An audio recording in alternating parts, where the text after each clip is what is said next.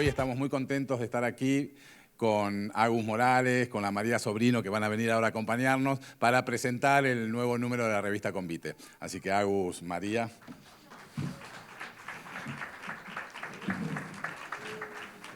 Un poco para contaros cuál es la idea de la revista, de este número que hemos hecho ahora, en la cual María Sobrino hizo la dirección de contenidos y Agus Morales participó con uno de los artículos muy interesantes que tenemos en la revista. El origen de este número es un proyecto que hicimos en el 2011, que se llamó Diálogos Migrantes, y en el 2011 lo que hicimos fue juntar dos generaciones migrantas. Aquellos que llegaron aquí a Cataluña en los 50, 60, 70, entiendo que tus padres, tal como tú cuentas, Agus, en la revista, con quienes llegamos en los 90, 2000.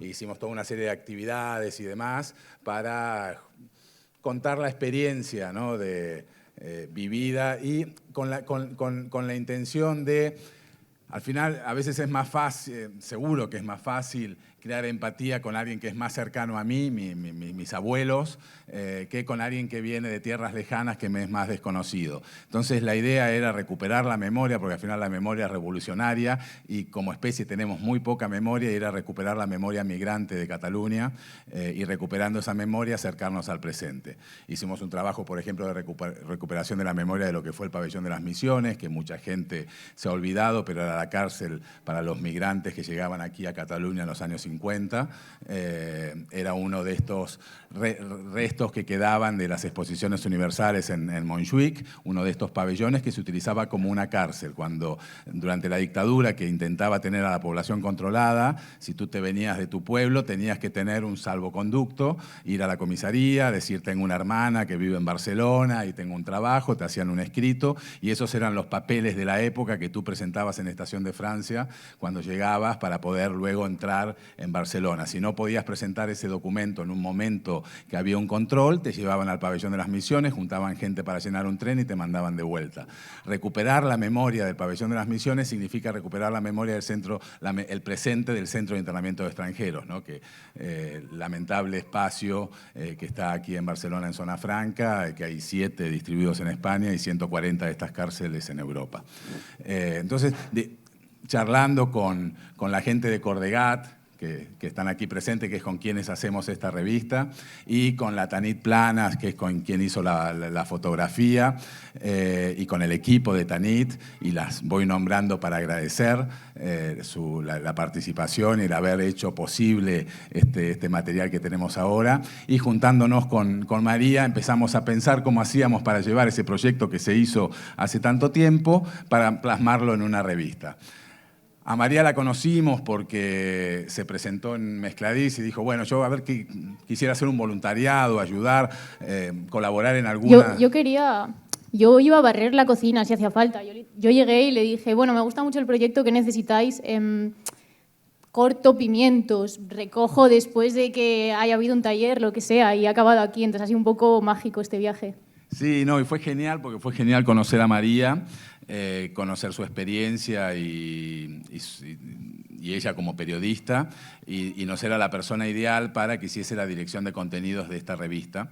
Y a partir de ahí, casi a empujones, le dijimos, mirá, María, creo que eres el perfil exacto que estamos buscando. María vive aquí en Barcelona, pero no es de Barcelona, lo cuentan en su revista, tuvo su experiencia en Londres, como migranta en Londres, o sea, llevaba en su propia historia la experiencia migrante, y era interesante para el trabajo que queríamos hacer, ¿no? Y esto me abre para, ¿no?, que María nos cuente un poco cómo fue la experiencia tuya de participar, el concepto que se trabajó desde este edificio en Juventud, tu experiencia visitando a las vecinas y vecinos, que también quiero quiero agradecer, que están muchos y muchos de ellos están aquí presentes, y fue un gustazo entrar en vuestras casas, conocer vuestras historias, que son historias que al final nos enriquecen a todos. Nosotros lo que intentamos hacer es generar una narrativa de la cotidianeidad migrante como tal, que hace mucha falta porque es un tema que está plagado de malos entendidos y de ideas erróneas, ¿no? Incluso de idealismo, ¿no? Falta realismo, y cada una de las historias que están en la revista y en las que María trabajó nos ofrecen realismo. Gracias, Martín. A ver cómo hacemos para no alargarnos demasiado. Yo llegué a conocer a Mescladis. Bueno, antes de nada, yo admiraba a Mescladis antes de conocer a Martín y admiraba a 5W antes de conocer a Agus. Entonces esto es un poco estar aquí con estos héroes de juventud de cuando estaba en la uni. Es muy guay. Gracias a todos también por venir. Y nada, cuando salió esta idea de la revista, del concepto migración, creo que es un concepto que seguro que todos los que estamos aquí hemos intentado definir, explorar, acercarnos a él de alguna forma. Una de las cosas que tiene, yo creo que para bien, es que es indefinible. Por suerte no se puede reducir, y un poco la lucha siempre es demostrar que no se puede reducir, ¿no? Demostrar que no puede haber este estereotipo. Y hablábamos mucho, a mí Martín me contó el proyecto de las 2 generaciones. Yo me sentía un poco mala persona, pero le decía, yo lo entiendo, y aún así a veces que tu abuelo haya migrado no te es suficiente como para vincularte, como para conectar. O depende del momento de tu vida en el que estés, no lo sé, pero a alguna gente le funciona y a otra no, y yo creo que esto es un tema que sin vinculación emocional no se puede seguir explorando. Entonces yo le hablaba de que yo me fui a Inglaterra y fue como el momento en el que más me sentí dentro de los enormes privilegios que yo tenía, que era que tenía una familia en España que me ayudaba, que yo lo pasaba mal con el alquiler, pero nunca tenía esta angustia de voy a dormir en la calle. Pero esto fue lo que más me conectó con la experiencia de mucha gente que había tenido alrededor y que quizá pues, por falta de miras, evidentemente, no lo había visto igual. Y yo le hablaba a Martín de, bueno, ¿qué hacemos para que no sea solo este vínculo con tu abuelo, el abuelo de tu amigo que emigró? ¿Qué podemos hacer? Y nos cayó un poco del cielo, bueno, gracias a Marta, este edificio de Hospitalet, donde resulta que estaban todas esas historias que no se pueden resumir en una sola, que cada una conectaba hoy en el presente con nosotros, y bueno, gracias a la generosidad de Marta y de todos los vecinos que nos abrieron las puertas, pues pudimos ir conociéndoles. Hemos sido un equipo muy grande, cada uno ha podido conocer a uno de los vecinos, y creo que una de las cosas chulas que demuestra que no se puede resumir es que pues yo iba a hablar con Rocío y con Darwin, que están por ahí, y me traía una historia, y otra persona había estado en otro piso y traía algo completamente diferente, que bien tenía sus nexos, pero que eran independientes. Y creo que es un poco lo que hemos intentado hacer en la revista, y lo hemos intentado hacer sobre todo desde la primera persona, no nosotros contando, ¿no?, sino cada una de las personas que ha tenido la generosidad, que hay que ser muy valiente, para que venga alguien y te diga, oye, cuéntame tu vida, lo oscuro y lo claro, y yo voy tomando notas. Esto no, yo no sé si sería capaz. Y me he enrollado muchísimo, pero lo que quiero decir es que hemos buscado como esas historias tan diferentes en primera persona para que ni siquiera estuviese nuestra visión con prejuicios que todos tenemos filtrando y dejando que cada una hable por sí sola. Y cuando no pudimos escuchar una nos daba envidia, porque la que sí habíamos escuchado era diferente siempre. Y de las historias que escuchaste, María, algunos de los elementos que te gustaría compartir aquí, que te hayan impactado o que reflejen, digamos, cuál era la intencionalidad de lo que hicimos con la revista. Situaciones. Yo me quedo con una, porque ahora os acabo de contar precisamente, ¿no?, que yo estuve en Inglaterra y sentí en primera persona, pues de repente, lo pensé el otro día, yo recuerdo que no nos dejaban hablar en castellano trabajando. Bueno, yo servía copas y nunca lo pensé como algo, bueno, pues muy extraño. Bueno, pues hay que hablar en inglés, yo qué sé. Y luego igual sí que me he quejado de esto, como hay partes de mi experiencia que me permiten conectar, y aún así hay que filtrar muy bien para darte cuenta de que tampoco te puedes quejar cuando otras personas lo han vivido muchísimo peor, han tenido muchísimas más dificultades y no se han dado cuenta. Y me acuerdo con una de las personas con las que estuve hablando que me dijo, no, yo desde que, uno de los vecinos, desde que estaba aquí en España no he sentido ningún acto racista contra mí. Sí que es verdad que me han pedido que me quite el acento. Y mi jefe me ha dicho, no puedes hablar con este acento. Y lo decía con una ligereza, y yo llevaría tres meses llorando. Yo habría montado una manifestación ya.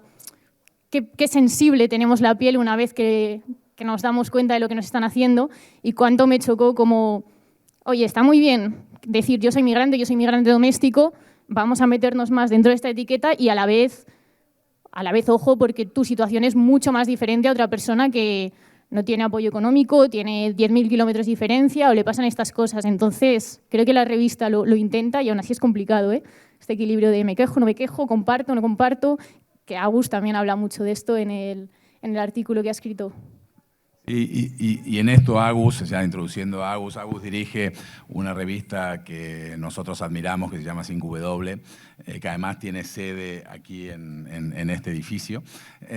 Y uno de los temas centrales, Agus, de la revista son las migraciones y del trabajo que tú has desarrollado a lo largo de tu carrera profesional. ¿Por qué? ¿Por qué Migraciones hace centro en 5W y en tu propia historia personal, ¿no? Y profesional? Estamos aquí en tercera planta, podéis pasar siempre que queráis, lo que pasa es que muchas veces estamos por ahí reporteando, entonces igual no nos encontráis, pero aquí estamos en la Ana Bostik. Bueno, en primer lugar, buenas tardes y muchas gracias, Martín, por invitarme. La verdad es que es un placer, vuestro proyecto vale mucho la pena. Ahora hablamos un poco de eso, que hay que promocionar, no hay que ser tímidos, hay que promocionar. Y gracias, María, porque bueno, ya nos conocíamos de antes. María fue, de hecho, una de las editoras de mi novela y después la vida nos ha llevado a otro Te ¿no? queda rato, ¿eh? No me voy a ir Sí, a ningún sitio. bueno, vamos a ver. Y luego la vida nos ha llevado a otro proyecto bonito también, en el cual pues es un placer participar contigo. Lo primero de todo, colaboración 3 euros, pero al menos, ¿no? Se puede colaborar más, ¿no? Se puede. Esto es una hoja de otoño, ¿no? Como veis, que ha llegado aquí, maravillosa y fantástica. Y bueno, os recomiendo su lectura. Yo he estado aquí mirando todo lo que se ha publicado, creo que es muy interesante, es un gran proyecto el que hacéis, Mezcladís, y para mí un placer participar y contribuir en todo lo que pueda. ¿Por qué en 5W son tan importantes las migraciones? Bueno, y al final yo creo que en el siglo XXI es uno de los grandes temas de nuestro tiempo, ¿no? En el siglo XXI quizás los 3 grandes temas, bueno, ahora se está uniendo la inteligencia artificial, que ya veremos cómo acaba el tema, pinta mal, pero es el clima, feminismos y migraciones, ¿no? Yo creo que son 3 de las grandes fuerzas que han movido nuestro tiempo. Y lamentablemente nosotros nos centramos mucho en la vulneración de derechos humanos y por supuesto las migraciones están ahí. Y creo que aquí uno de los asuntos clave es lo que ya un poco sugería antes también María, que es sobre la identidad de esas personas y cómo las pensamos, ¿no? De alguna manera. Claro, la mayoría de personas que llegan a España llegan por el aeropuerto, ¿no? No son esas imágenes, ¿no? Que nos llegan de las fronteras crispadas, etc. Lo que pasa es que es cierto que es en esos lugares donde se violan los derechos humanos en público, ¿no? De tantos miles de personas, ¿no? Entonces, hace falta ese equilibrio, yo creo que aquí lo conseguís, yo creo que sobre todo aquí, pues mira, si en 5W quizás sí que pues tenemos esa mirada, aquí también, que es de denuncia y que es de intentar mostrar qué es lo que no funciona, qué es lo que está roto en los sistemas políticos contemporáneos, ¿no? Y económicos. Intentamos también ir a ese lado de la convivencia, pero aquí está mucho más de lleno, ¿no? Aquí es entrar en la vida de las personas, borrar esas fronteras a veces, ¿no? Todas estas palabras que decimos siempre, ¿no? Personas refugiadas, migrantes, personas que se mueven, todo. El problema léxico al final también, ¿no? Que hace que se deshumanicen esas personas, ¿no? A veces, cuando estoy en la universidad en periodismo, hago clases a veces cuando me dejan, muchas veces surge la pregunta de, bueno, y ante, por ejemplo, un naufragio en el Mediterráneo, ¿cómo llamáis a esas personas? ¿Son personas refugiadas? ¿Son migrantes? ¿Son...? Etcétera, ¿no? Y yo dije, mira, tengo una buena idea para este titular de hoy. Mueren 18 personas en el Mediterráneo. No hace falta poner subsahariana, no sé qué, empiezan a personas, ¿no? Y volver al principio de todo me parece un buen ejercicio. Y creo que en muchos sentidos, muchos artículos que hay aquí, las fotografías, por supuesto, pues quieren volver a ese principio, ¿no? Que es darle, no darle, sino volver a lo que son, a la humanidad, ¿no? Y el periodismo, al final, volviendo a lo nuestro, digamos, es un oficio humanista, ¿no? Por lo tanto, ¿cómo es posible que la mayoría de las veces que se hable sobre personas que se mueven estemos hablando de gobiernos, etcétera, etcétera, y no del centro, ¿no? ¿Cuál es el centro? Las personas que se mueven en este caso, ¿no? Entonces, creo que vale la pena insistir en eso, creo que no es fácil y por eso es admirable. Así que adelante y colaboración, estos son 3 euros, esto no es nada, hay que colaborar más incluso, o sea que os animo a haceros con esto. Sí, y en esto que decía Agus, siempre ha sido nuestra intención en Mezcladís romper uno de los de las distorsiones que hay en el relato y en el discurso migrante, que es presentar los migrantes como una cosa amorfa, ¿no? Como si hubiese una sola manera de ser migrante, con lo cual es imposible construir cualquier tipo de empatía, ¿no? Porque no nos pasa nada con esa cosa amorfa que se presenta como tal. Las estadísticas nada te dicen, no te movilizan, uno no se enamora de una estadística, nada te pasa ahí, ¿no? Entonces, lo que falta en este relato migrante son estas historias de vida, con nombres y apellidos. En esto, incluso para agregar a un titular que yo entiendo desde la lógica periodística, uno dice 18 personas que murieron en el mar, pero son 18 personas que tienen un nombre y que son, cada una representa una historia, con todo lo que una historia tiene en poderío, ¿no? Solo pensar en cada uno de nosotros y de quienes nos rodean. Y eso pasa a una nebulosa total. Es importante tomar en cuenta desde el 2014 hasta ahora, yo creo que se han contabilizado unos 28.700 muertos y suma y sigue. Creo que no hay tragedia más grande en Europa en este momento de la cual uno pueda realmente estar contando. Y vamos totalmente indiferentes, ya ni llega a los medios de comunicación. Cuando llega a los medios de comunicación llega a la sección de sociales, un crimen, una violación y 18 muertos en el Mediterráneo, ¿no? Con lo cual lo hace aún más perverso como relato. Y es de alguna manera, esta manera de presentarlo es funcional a este sistema perverso que tenemos, que no solo criminaliza, porque criminaliza a la población migrante, sino que la mata, porque esas 18 personas muertas no murieron a consecuencia de la mala mar, murieron a consecuencia de las políticas que estamos aplicando en Europa. O sea, lo podemos entender claramente de esa manera. Si estas 28.700 personas, seguramente si fuesen blancos europeos, estaría toda la prensa entrevistando a padres, madres, contándonos sus historias, sus amores, sus expectativas ante la vida, sus sueños. Nada de eso sucede, ¿no? Entonces nosotros nos planteamos ya hace mucho tiempo poder contar. En realidad es como hacer uso del capital humano que tenemos en un proyecto como Mezcladís, que nosotros trabajamos con y para personas, y hay historias que son historias que nos conmueven cada vez que nosotros iniciamos una nueva formación, un nuevo itinerario de inclusión social y demás. Nos pasan muchas cosas en ese momento, y son como consecuencia de conocer estas historias individuales en las cuales nos podemos reflejar, ¿no? Y eso fue lo que intentamos y lo que vamos intentando de distintas maneras ahora a través del convite, ¿no? y a través de estas reflexiones que surgen de todas estas ideas que salieron de María y del trabajo de muchos años que lleva Agus, a quienes le quiero agradecer aquí personalmente, ¿no? Esto que dices, perdón, estamos de tertulia, ¿no? Sí. Es muy interesante porque puede parecer a veces que, bueno, si las personas fueran de otra procedencia, entonces, y parece que sea un sí hipotético. Pero tenemos la demostración empírica en los últimos años de que esto es así, ¿no? Que es Ucrania, ¿no? Y ahora voy a hacer, porque no quiero tampoco aquí, pues me parece un poco de mea culpa, ¿no? Hablando de la prensa, ¿vale? Para limitar un poco la crítica, ¿no? Y luego ya podemos hacer la crítica social, política y económica si queréis, ¿no? Pero bueno, yo hago la nuestra, ¿no?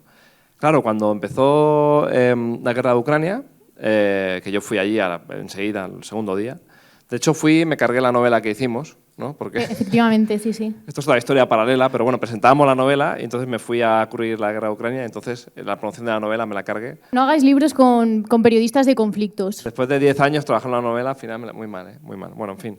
Entonces, al llegar allí, después de tantos años pues, cubriendo fronteras, Afganistán, Sudán del Sur, muchos lugares del mundo, la primera vez que veo una frontera, entre comillas, amable, ¿no? En la cual la gente sale y la gente que está al otro lado entiende que esa persona está huyendo de la guerra, por lo tanto, hay un ejercicio solidario y se le ayuda a esas personas en este caso, pues se distribuían por Europa, etc.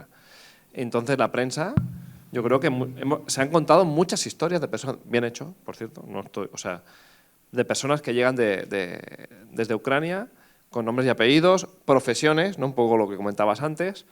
No teníamos las metáforas hidráulicas, o sea, avalancha, etcétera. No se ha colapsado ningún sistema sanitario europeo que yo sepa a causa de eso, pese a que, en números, en unas semanas ya se pasó del millón y ahora son 6-7 millones en total, ¿no? Contando también desplazados internos, etcétera. O sea, son números que hacen palidecer, por ejemplo, el año en el cual más personas llegaron a Europa de forma irregular, que fue en 2015, la mal llamada crisis de los refugiados, que fue más bien una crisis de Europa, ¿no? Entonces, ahí hemos tenido el ejemplo claro de que sí, que la forma en que contamos las migraciones, o en este caso una crisis de refugio, a la gente, más allá de los elementos que si quieres entramos ahora, geopolíticos, etcétera, pero sí que importa cómo lo contamos para qué idea le llega a la gente de eso, ¿no? Así que, o sea, esto no es papel mojado, y menos que hay que hacerse con este ejemplar, ¿no? Creo que a veces estamos un poco, no anestesiados, sino quizá como impotentes, ¿no?, ante una realidad que nos supera, ¿no? Vemos la xenofobia, la extrema derecha y cómo se lucha contra eso. Oye, pues sí que si hay cambios, incluso no digo grandes, sino pequeños, hay medios que son difíciles, ya lo sabemos todos y todas, ¿no? Pero hay pequeños cambios que sí que hacen que la visión de la gente cambie. A veces, perdón, no es solo en los medios. Esta idea que comentas tú en tu artículo de tenemos que volver a hablar de que moverse es humano, el movimiento es humano, no solo es en enclave geopolítico, no solo viene de un conflicto. Estamos en Barcelona, tenemos los expat, tú los mencionas en tu artículo. Bueno, igual sí que es un debate creo que abierto y que permite 1.000.000 de giros. Yo no lo tengo decidido todavía lo que pienso, pero son migrantes por definición, es gente que se ha movido internacionalmente. Bueno, quizá está bien que cuando hablemos de migrantes incluyamos a esta gente, que me incluyo yo a mí misma cuando me fui a Inglaterra, también ahora que estoy en Barcelona, yo soy de La Rioja, llevo aquí unos años, porque por lo menos esta etiqueta tan fuerte y que parece tener unos límites tan definidos y que muchas veces nos pervierte el discurso, se empieza a hacer más grande, y aquí creo que el reto es ser conscientes cada uno de los privilegios y de los grados de migrantes que hay. Grados tampoco sé si es una palabra demasiado adecuada, pero por lo menos nos permite ver que el movimiento es eso, no es solo huir de un conflicto, o quizás sí, o es buscar algo que te interesa en otro país, es privilegiado, no es privilegiado, pero en cualquier caso es humano y en cualquier caso no se va a detener por cambiar una frontera o por cambiar una ley. Entonces, yo por lo menos creo que este enfoque es un buen punto para iniciar cualquier debate con la migración en medio. Y tiene que ver con la riqueza de la aportación de la población migrante en diversas maneras, ¿no? Yo uso como ejemplo muchas, yo las últimas 5 veces que fui a un médico era una mexicana, colombiana, argentino, digamos, para ponerlo específicamente en ese sector, ¿no? Muchas veces hacen recortes que no reflejan la diversidad y el impacto que hay a nivel social. Y retomando un poco también lo que decía Agus, ¿no?, utilizando, ¿no?, los refugiados ucranianos versus sirios, por ejemplo, y cómo reaccionamos de manera distinta, y para quitarle el peso a los medios de comunicación en esto. En realidad nos pasa a todas y a todos esto, creo que es muy profundo, es emocional, porque no es solo mental la manera en que procesamos la información. Qué sé yo, este año se cumplen 75 años de la Declaración Universal de Derechos Humanos, ¿no? Un documento muy importante, un momento crítico en Europa y en el mundo después de la Segunda Guerra Mundial, ¿no? Pero ¿cuál era el contexto? 75 años en nuestra historia es como temprano esta mañana. ¿Y cuál era el contexto en el que vivíamos cuando se firma semejante documento con la importancia que tenía? En Estados Unidos, la ley de Jim Crow, segregación. En Sudáfrica empezaba el apartheid en 1948 cuando se firma la Declaración Universal de Derechos Humanos. Europa era potencia colonial, imponía segregación y condiciones miserables en África, en Asia. Yo nací en 1967. España estuvo en Guinea Ecuatorial hasta 1968 y en 1968, España estando en Guinea Ecuatorial, tú ibas al cine, ibas como blanco, minoría blanca, los negros iban al fondo, en las panaderías entraban los blancos, los negros no entraban en las panaderías. La distribución de los ingresos, porque el racismo juega un rol, era de 1 a 1000 entre la mayoría de la población negra y la minoría blanca. Las mujeres en 1948, cuando la Declaración Universal de Derechos Humanos, documento tan importante, prácticamente no votaban, no eran consideradas como seres maduros, como para decidir quién nos gobernaba. La homosexualidad era considerada una enfermedad por la Organización Mundial de la Salud hasta entrados los 90. Ese era el contexto, o sea, era el hombre blanco, heterosexual, ¿no? Que gobernaba y que dictaba las reglas en el mundo y las categorías de las personas, ¿no? De súper, con todas las cualidades posibles a ninguna de las cualidades deseables. Era, perdón Martín, por cierto, ese momento, bueno, un poco antes, en porcentaje en la población mundial, el momento de mayor migración. Es la época colonial europea, si tienes en cuenta el crecimiento de la población mundial, para que luego hablemos de, bueno, nunca hemos tenido tantísimo movimiento debido a los conflictos. Es el momento de colonial cuando toda Europa se estaba yendo a otros países, y esto no es un dato que no suele salir y también nos pone un poco de perspectiva, yo creo. Sí, pero esto nos marca muy profundamente, porque esto, de nuevo, 75 años es temprano esta mañana. Esas concepciones que hacen nuestro mundo de emociones siguen presentes, aunque intelectualmente las neguemos. Si tenemos que explicar por qué nos da absolutamente lo mismo que estemos viviendo una tragedia totalmente evitable en el Mediterráneo, para hacer un recorte en frontera sur y Mediterráneo, bueno, seguramente tiene que ver con estos elementos, ¿no? Sin lugar a dudas. Luego, esto ya lo podemos extrapolar, ver en otras regiones qué otros factores juegan, porque al final hay ¿no? Bauman decía que es como una lógica internacional, ¿no? Donde el chivo expiatorio en este siglo XXI es el migrante, ¿no? Quitamos los migrantes y solucionamos todos los problemas de nuestra sociedad. Y esto sucede en norte-sur, en Europa, en Australia, en Argentina, pasan en distintos lugares, ¿no? Esta lógica se exporta de alguna manera. Y bueno, nos toca a todas hacer una aportación, granito de arena para seguir trabajando y salir de esta mañana, esta mañana que vivíamos en 1948 con ese mundo de valores a generar lo que necesitamos hoy día, ¿no? Como mundo de valores, que es lo que nos va a permitir transformar. Incontestable, ¿eh? Qué fema ahora. Ahora, yo creo que ahora, a ver, Agus, si tú quieres cerrar, y luego, esto importante, vamos a seguir con música, y nada, Agus, tú querías decir algo. No, cosas que iba pensando mientras ibas hablando sobre el Mediterráneo, que creo que sí que vale la pena destacarlo, ¿no? 9 personas mueren cada día en el mar, ¿no? De media, intentando llegar a Europa. Efectivamente, cuando miras por ejemplo, las guerras que hay en marcha son números de guerra. Y creo que cuando pase el tiempo lo vamos a ver de otra manera, todo lo que se está sucediendo. Creo que eso es fundamental, y duele un poco el olvido al que estamos sometiendo todo eso, ¿no? Y la deshumanización.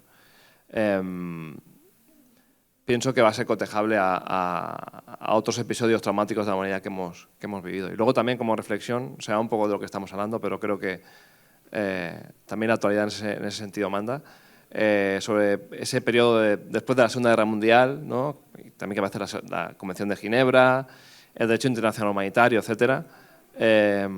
Hace poco lo hablaba con colegas que creo que también está muy bien que haya un instrumento que supuestamente funciona o no funciona para limitar las guerras. Está muy bien, pero creo que tendríamos que empezar a poner el acento en evitarlas y en solucionarlas, ¿no?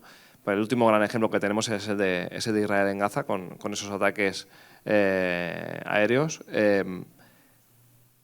que se está invocando mucho, la gente invoca mucho al derecho internacional humanitario, pero esos ataques contra hospitales, contra escuelas, etcétera, se están produciendo en todas las guerras. O sea, no sé si hay guerras que respeten a los civiles, o lo digo en el sentido de creo que tendríamos que ser mucho más exigentes en ese sentido, ¿no? Y bueno, y las principales personas que están sufriendo eso, pues en el caso de Gaza, son personas ya refugiadas, ¿no? Son personas que ya 3/4 partes de la población de Gaza son personas ya refugiadas, ¿no? Y ahora además viven esto, ¿no? Con lo cual, bueno, está claro que sí que es cierto que cuando hablamos en este caso de personas refugiadas, hablamos muchas veces de sufrimiento y que a veces esto cae en el cliché, pero no podemos denunciar que quiénes son los responsables de todo esto. Así es, y como tú bien señalabas, claramente el tema, uno de los temas claves en el siglo XXI en cuestión de derechos humanos es la defensa del derecho a migrar como tal. Si hay un sueño detrás de un proyecto como Mezcladís, de un pequeño proyecto como Mezcladís, es que las futuras generaciones se avergüencen de este periodo histórico, porque hay muchos elementos para que eso suceda, ¿no? Yo vuelvo a agradecer a todas y todos los que hicieron posible el convite, a vosotras y vosotros por estar aquí hoy y acompañarnos en esto, por acompañarnos siempre, esto ya lo digo desde Mezcladís, en estos 18 años que llevamos de Brega, y ahora seguimos con música. Preguntas, ¿no? Supongo. Hay preguntas, vale, perfecto, sí. Si alguien tiene preguntas, comentarios, aportes para hacer, allá Manu tiene un micrófono para que participéis. Hola a todos. Mira, no es tanto una pregunta, sino como un conflicto personal. Hablamos de los derechos humanos universales y todos sabemos que no son universales, que es una imposición de Occidente al resto del mundo. Enseguida que hubo esa declaración, hubo una declaración de derechos de los musulmanes. No todas las sociedades respetan los derechos humanos. ¿Cómo se puede? ¿Es colonialista imponer los derechos humanos universales? ¿Es nuestra visión del mundo occidental? ¿Se puede imponer al resto del mundo? Es mi pregunta. A ver si me podéis salvar la vida con vuestra respuesta. Parece que si hubiera una respuesta adecuada nos dan el premio Nobel de la Paz, ¿eh? Bueno, de fondo ahí hay cuestiones muy interesantes, ¿no? Yo pienso que cada vez menos los valores cada vez menos se pueden imponer en el mundo en el que vivimos, ¿no? Ya en el paradigma actual, ya con tantas potencias emergentes, etcétera, está cambiando mucho el panorama global, ¿no? Pero bueno, en definitiva, un poco creo que va a la raíz de lo que comentas. Sí que es cierto que hay ese paradigma de los derechos humanos que viene desde Occidente, que tiene en buena parte nace la Ilustración, pero en buena parte después de la Segunda Guerra Mundial, etcétera. Y sí que es verdad que incluso eso ha creado efecto rebote, ¿no? Intentar imponer según qué valores asociados a eso. Dentro de esos valores hay unos valores que desearíamos que fueran universales, por supuesto. Pero creo que, más allá de eso, lo que tenemos que pensar es que esos mismos valores modificados, diferentes, ya se difunden o ya existen en otras civilizaciones, ¿no? Lo que ocurre es que, claro, nosotros tenemos la visión, en este caso, pues yo, más eurocéntrica, pero yo, por ejemplo, cuando estaba de corresponsal en la India, pues conocía otra serie de valores, unos que a mí me parecían que valía la pena universalizar y otros que no tanto, quizá, bueno, igual que aquí. Y esos son los que están moviendo el mundo. Y además, sobre todo en continentes como Asia, en los cuales China y la India juntos ya suman, ahora que suman 2.000 y pico, casi 3.000 millones de personas, es casi ya 2/3 de la... Perdón, no llega a la mitad de la humanidad, pero ya llegará. A veces supongo que tenemos esa visión de que son los valores occidentales los que, ¿no?, de alguna manera se imponen, pero yo pienso que eso ya cada vez menos. Pero sí que es muy interesante de fondo eso, ¿no? Estás exportando o intentando colocar una serie de valores, muchos de ellos, si quieres, muchos deleznables, otros que sí que valen la pena, yo creo, pero muchas veces causan rechazo, claro, en muchos lugares. Sí, sí. Esto yo he visto, por ejemplo, en Pakistán, lo veía continuamente esto, ¿no? Y cómo resolver eso, y cómo valores que originalmente valían la pena dejar que se reciban como una imposición, pues yo creo que volviendo al origen que decía antes, ¿no? De que no, es que en muchos lugares esos valores ya están, no tiene que venir nadie a decir, no, estos son los valores que hay que imponer, ¿no? Pero bueno, perdón porque es una cuestión muy compleja y muy de fondo, pero bueno. Yo no me atrevería jamás, creo, a responder esa pregunta, pero me parece una pregunta muy guay que tener siempre como recordatorio, porque te obliga a conocer, ¿no? Agus la responde pensando en su experiencia en otros países, en otras culturas. Es una pregunta que jamás puedes responder si nunca sales, si no hablo físicamente, pero nunca sales mentalmente de la cultura en la que has crecido, ¿no? Entonces, pues está la gente o profesionales o mismo Martín con el proyecto que pueden geográficamente desplazarse a otros sitios y y esa pregunta te impulsa a conocer y a escuchar otras mentalidades, otras culturas, pero también se puede hacer como, por ejemplo, yo he tenido la fortuna de hacer con la revista, que es en el 1 a 1 con estos vecinos y vecinas de Hospitalet, en las conversaciones en las que solo necesitábamos pues, su buena disposición para hablar, una buena disposición para escuchar, tiempo y algo de comer, porque abre la conversación, la comida. Entonces, no lo sé, ya nos contarás si respondes la pregunta, pero creo que es una gran pregunta que tener, como ir haciéndotela todo el rato de, vale, han pasado años, ¿qué pienso de esto ahora? ¿En qué ha cambiado mi forma de pensar? ¿A quién he conocido? ¿Qué pensaba diferente? ¿Quién me ha dicho algo y le he querido negar? ¿Por qué se lo has negado? Es una gran pregunta para tener presente, creo. Y en esto que decía María, creo que tú estás apelando a algo que utilizamos en la revista, que es el diálogo. Y yo creo que es la clave, ¿no? Porque cuando uno se abre al diálogo, uno deja de lado verdades inalterables, uno baja los brazos, abre el corazón, ¿no? Y la mente y se relaciona con el otro. Qué sé yo, y en la relación con el otro es fundamental. Kapuscinski, ¿no? En esta relación con el otro, en reflexiones que hacía, explicaba que históricamente esta relación con el otro se define históricamente y en el presente a través de una guerra, nos matamos con el otro, o creamos muros alrededor nuestro, ¿no? Yo soy de la generación que creció con el muro de Berlín y con las historias del muro de Berlín. En el 89 la gente lo tiró abajo y desde entonces los muros se han multiplicado exponencialmente y ya no hay historias ¿no? Antes había películas, ¿no? Había, no sé, un montón de imaginarios, relatos, ahora no abundan, o no de la misma manera y no presentados de la misma manera. Entonces son estos muros que nos construimos alrededor nuestro, o el diálogo, que está muy vinculado a nuestra condición humana, pero expresa toda una serie de complejidad y de dificultad. No es fácil entablar el diálogo, incluso, pero es imprescindible. Y hoy en día, claramente, ¿no? Dejar de anularnos en función de dónde tú estás posicionado y encontrarnos en un momento de diálogo es lo que creo que es fundamental y necesitamos. No responde a la complejidad de la pregunta, pero da una herramienta que permite, con toda la dificultad, transitar el camino.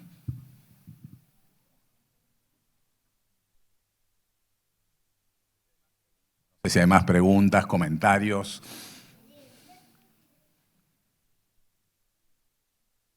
Vale, de nuevo agradeceros. Ahora creo que sigue, Vito, no sé si está por aquí, allá está, seguimos con música, con Bossa Nova, con Bósame Mucho, que bueno, tiene esto de que nos permitirá disfrutar mucho y seguir. Muchísimas gracias. Merci.